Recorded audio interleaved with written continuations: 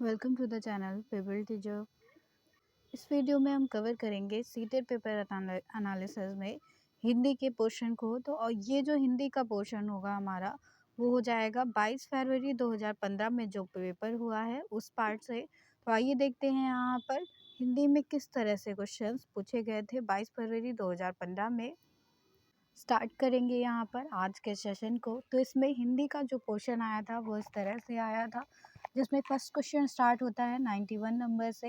First question में पूछा जा रहा है कि भाषा सिखाने की कौन सी विधि मातृभाषा के मध्यस्थ बनाए कराए बिना दूसरी भाषा को सिखाने में सहायक होती है। मतलब ऐसी कौन सी विधि है जिसमें हम मातृभाषा का प्रयोग ना भी करें तब भी हम भाषा को सिखा सकते हैं। तो ये डायरेक्ट मेथड होता है। जब हम किसी और भाषा को इन्वॉल्व नहीं करेंगे इसका मतलब हो जाता है कि हम डायरेक्टली इन्वॉल्व हैं। डायरेक्टली इन्वॉल्व होने का मतलब हो जाता है कि ये डायरेक्ट मेथड हो जाएगा, प्रत्यक्ष विधि हो जाता है ये भाषा सिखाने के लिए। डी ऑप्शन यहाँ पे करेक्ट हो जाता है। नेक्स्ट क्वेश्चन है यहाँ पर भाषा शिक्षण में खेल का सर्वाधिक महत्वपूर्ण स्थान दिया गया है।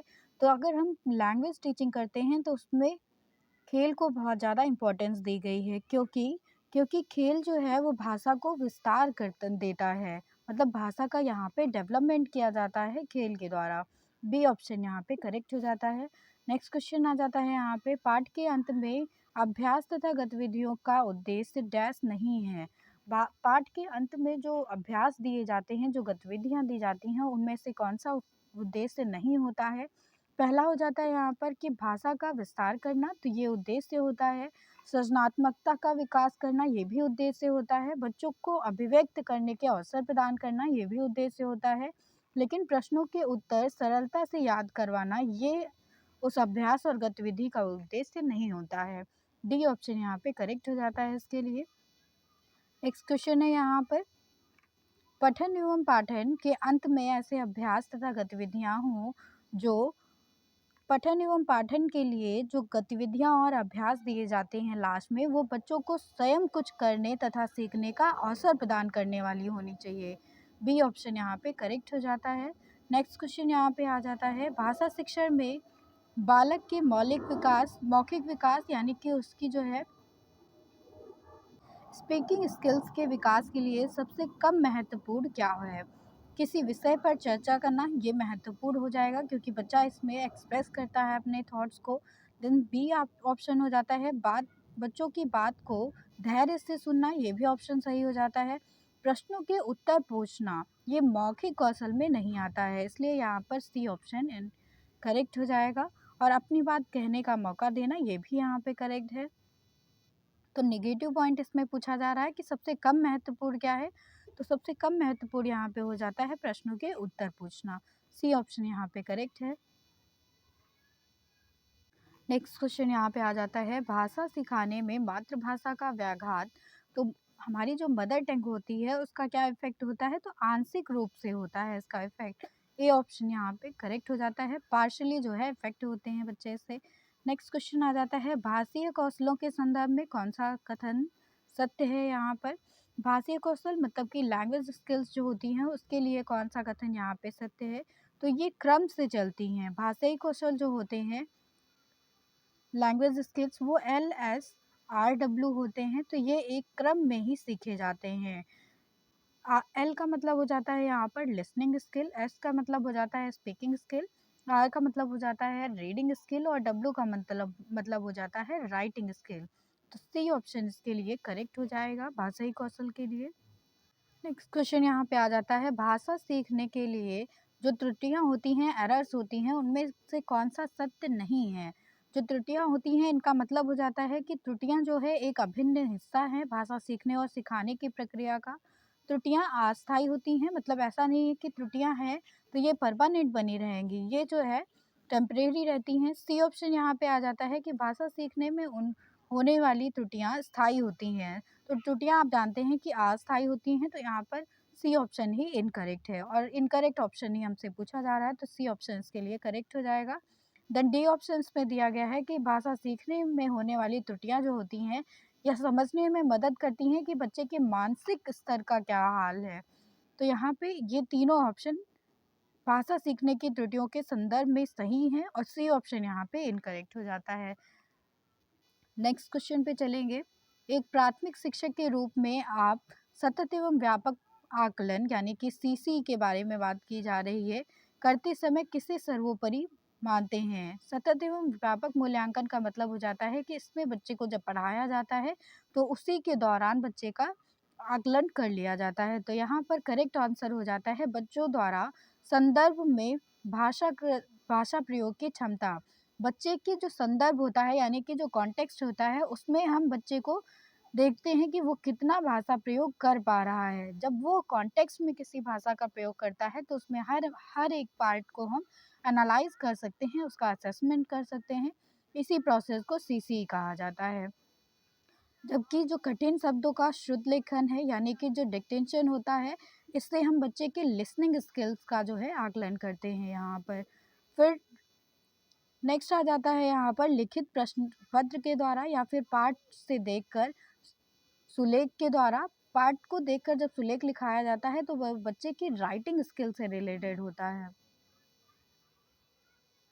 नेक्स्ट क्वेश्चन यहाँ पे आ जाएगा। प्राथमिक स्तर पर बच्चों की पाठ क्षमता का आकलन करने के लिए किस प्रकार की सामग्री सर्वाधिक महत्वपूर्ण मानी जाएगी? प्राथमिक स्तर पर जब बच्चे की पठन क्षमता का हम आकलन करते हैं तो बाल साहित्य सबसे इम्पोर्टेंट हो जाता है। तो बाल साहित्य की कोई संवेदनात्मक कहानी जब बच्चों से पढ़ाते हैं तो उससे जो है उनके पठन कौशल का विकास होता है। पठन क्षमता का हम आकलन करेंगे इसे। नेक्स्ट क्वेश्चन यहाँ पे आ जाता है। पहली और दूसरी कक्षा में भाषा शिक्षण के साथ ही कला शिक्षण को समेकित करने का उद्देश्य नहीं है। कला शिक्षा को समेकित करने का उद्देश्य नहीं है, इसका मतलब है कि चित्रों के माध्यम से अभिव्यक्ति कराना ये उसका उद्देश्य हो जाता है। बच्चों द्वारा आनंद की प्राप्ति होना, चित्र से जब पढ़ाया जाता है तो बच्चों को आनंद की प्राप्ति होती है, ये भी सही हो जाता है।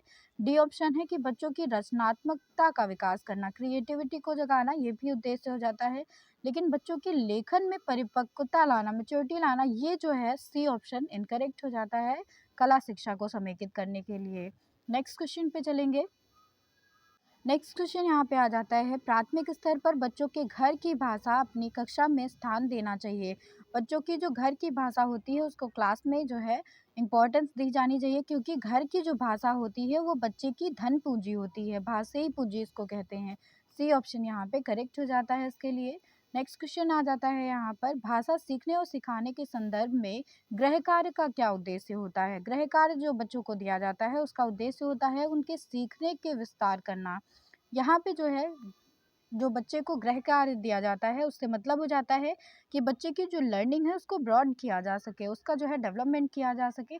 क्योंकि जब बच्चे को गृह कार्य देते हैं, होमवर्क देते हैं, तो बच्चे जो है उस चीज़ को एक्सप्लोर करते हैं। यहाँ पर बच्चे जब एक्सप्लोर करेंगे तो उससे जो है वो नई नई चीज़ें यहाँ पे सीखते हैं। तो यहाँ पे एक्सप्लोर करना जो है पॉजिटिव माना जाता है।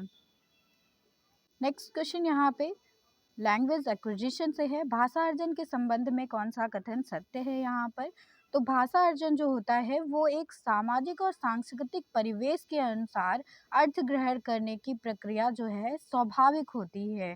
तो बच्चा अपने कल्चर में, अपने सोशल एनवायरनमेंट में रहकर भाषा को सीखता है और ये एक जो है नेचुरल प्रोसेस होता है, इसलिए जो है भाषा अर्जन सहज होता है। ये बी ऑप्शन यहाँ पे करेक्ट हो जाता है इसके लिए, भाषा अर्जन के लिए। नेक्स्ट क्वेश्चन यहाँ पे आ जाता है। भाषा विकास के संबंध में कौन सा कथन सत्य नहीं है? भाषा का जो विकास होता है तो उसमें जो है फर्स्ट ऑप्शन यहाँ पे हो जाता है भाषा विकास व्यक्ति निरपेक्ष होता है। तो ये ऑप्शन यहाँ पे इनकरेक्ट हो जाएगा। भाषा विकास जो है वो व्यक्ति निरपेक्ष नहीं होता है। जबकि बी ऑप्शन है यहाँ पर कि बड़ों का संपर्क भाषा विकास की गति में तीव्रता लाता है, ये ऑप्शन करेक्ट है भाषा विकास के लिए। और व्यक्ति सापेक्ष होता है। भाषा विकास की जो प्रक्रिया है वो व्यक्ति के सापेक्ष में होती है, उसके फेवर में की जाती है। प्रारंभिक भाषाई परिवेश जो होता है वो संबद्धता भाषाई विकास के लिए सहायक माना जाता है, इसलिए यहाँ पे ए ऑप्शन इनकरेक्ट था और निगेटिव ऑप्शन ही हमसे पूछा जा रहा है। नेक्स्ट क्वेश्चन पे चलते हैं। यहाँ पे आपको गद्यांश दिया गया है नेक्स्ट क्वेश्चन के लिए। गद्यांश आपको पता है कि आपको गद्यांश बहुत केयरफुली रीड करना होता है, फिर जाके आप उनका आंसर जो है यहाँ पे निकाल सकते हैं। तो 106 से लेकर 114 तक के क्वेश्चंस का आंसर आपको गद्यांश से देना है। गद्यांश स्टार्ट होता है कि सारा संसार नीले गगन के तले अनंत काल में रहता आया है। हम थोड़ी दूर पर ही देखते हैं चित्तसक, जहाँ धरती तथा आकाश हमें मिलते दिखाई देते हैं, लेकिन जब वहाँ पहुँचते हैं तो यह नज़ारा आगे खिसक जाता है। इस न इस नज़ारे का कोई और छोर हमें नहीं दिखाई देता है। ठीक इसी तरह हमारा जीवन भी है। इस तरह से इस गद्यांश में बादल की स्थिति को बताते हुए जीवन के संदर्भ में इसको कहा गया है। तो इस तरह ये सेकंड पैराग्राफ यहाँ पे दिया गया है, इसको आप केयरफुली रीड करेंगे। देन ये थर्ड पैरा यहाँ पे दिया गया है। उसके बाद फर्स्ट क्वेश्चन यहाँ पे स्टार्ट होता है, क्षितिज किसे कहते हैं। क्षितिज का मतलब हो जाता है जहाँ धरती और आसमान मिलते हुए दिखाई देते हैं, उसे हम क्षितिज कहते हैं। ये ऑप्शन करेक्ट है यहाँ पे। नेक्स्ट क्वेश्चन आ जाता है यहाँ पर, यदि किसी का आर छोर नहीं है तो उसको क्या कहेंगे। आर छोर का नहीं होने का मतलब है कि कोई सीमा नहीं है, कोई लिमिट नहीं है उस चीज़ की। सी ऑप्शन यहाँ पे करेक्ट हो जाता है। नेक्स्ट क्वेश्चन है यहाँ पर, फिट और इंसान शब्द हैं। फिट और इंसान शब्द देशज में आते हैं, तत्सम में आते हैं, आगत में आते हैं या तद्भव में आते हैं। तो फिट और इंसान जो वर्ड हैं वो दोनों आगत शब्द में आते हैं। बी ऑप्शन यहाँ पे करेक्ट हो जाता है। तो ये दोनों ही शब्द जो है बाहरी भाषा से लिए गए हैं। फिट अंग्रेजी भाषा का शब्द माना जाता है और इंसान अरबी भाषा का शब्द माना जाता है। नेक्स्ट क्वेश्चन पे चलेंगे। बर्नार्ड शॉ ने जीवन की उपमा किससे दी है। तो बर्नार्ड शॉ ने जीवन की उपमा खुली पुस्तकों से दी है। इसमें बी ऑप्शन यहाँ पे करेक्ट हो जाता है।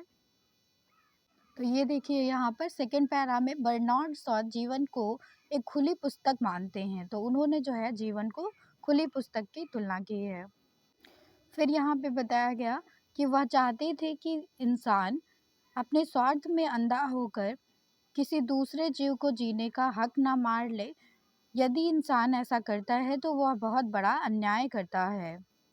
नेक्स्ट क्वेश्चन यहाँ पे आ जाता है, हम बहुत बड़ा अन्याय कर रहे होते यदि, तो उसमें बताया गया उस लाइन में कि अगर किसी और जीव को हम मारते हैं तो यह बहुत बड़ा अन्याय होता है। तो किसी के जीने का अधिकार छीनना जो है ये बहुत बड़ा अन्याय है। डी ऑप्शन यहाँ पे करेक्ट हो जाता है। नेक्स्ट क्वेश्चन यहाँ पे आ जाता है, प्रकृति और खुला आसमान बता रहे हैं कि सबको जीने का अधिकार है, ये बताया जा रहा है इनके द्वारा। डी ऑप्शन यहाँ पे करेक्ट हो जाता है।